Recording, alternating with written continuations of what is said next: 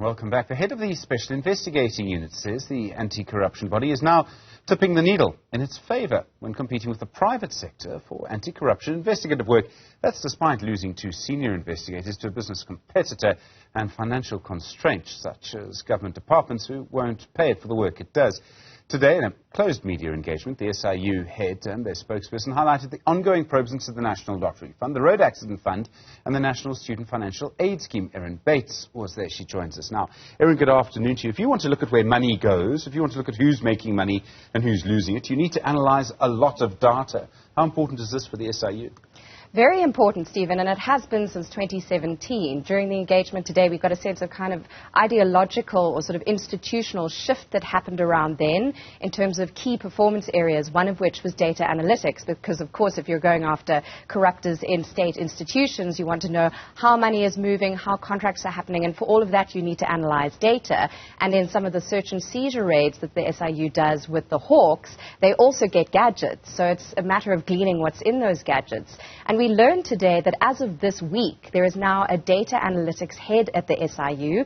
This is a new role which has been filled, and it's someone who has experience from the banking sector, which in fact the head of the SIU, Advocate Motibi, has too. But that shows you quite a gap between the 2017 ideological shift and the appointment of a head of analytics in 2023. But they say they have been working with the CSIR and the HSRC to try and glean information from the data they acquire, and then to also use that for forecasting to prevent or advise government departments on nabbing corruptors in future.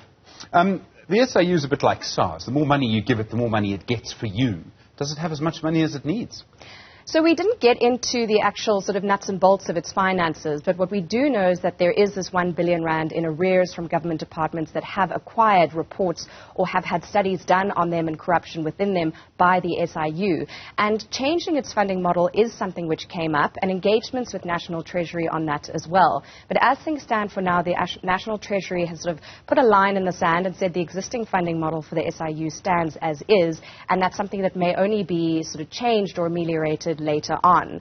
But Stephen, what is interesting here was also hearing in the briefing a kind of appetite within the SIU to become the go-to institution for government departments when it comes to dealing with corruption, investigating it, and so on.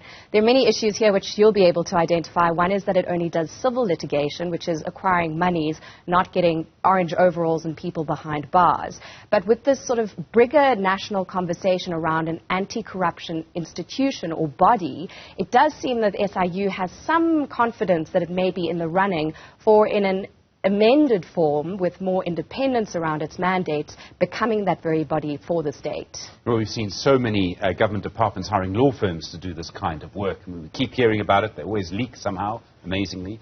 And yet, you know, we have a body that's doing this. The National Lotteries Commission, big investigation for the SIU at the moment. Very much so, and in several phases which are ongoing and planned for the future. To touch on your point about private sector players in terms of investigations, you know, the Big Four came up today in the meeting, and again, this sort of drive by the SIU to become a sort of prime candidate for state investigations. There are issues around capacity. There's some 600 staff at the SIU, of which only a portion comprises investigators, and there again, often they lack the sort of expertise which is required for that very fine-tuned needle, sort of sifting through the hay for needles when it comes to doing investigations into PPE graft, or like you say with the National Lotteries Fund investigation. One of the things we know about the National Lotteries scandal and the corruption involved is that the SIU is currently only looking at the grants which are paid to non-profits, whether they're companies or organizations. There's a whole other set of potential corruption around procurement, and so an issue moving forward is going to be whether or not the SIU can expand its mandate to look into what we understand may actually be beneath the tip of the iceberg with the grants and the mass of ice underneath, metaphorically speaking, in terms of procurement at the lottery. Erin Bates, thank you very much indeed. Our reporter with the SIU earlier today.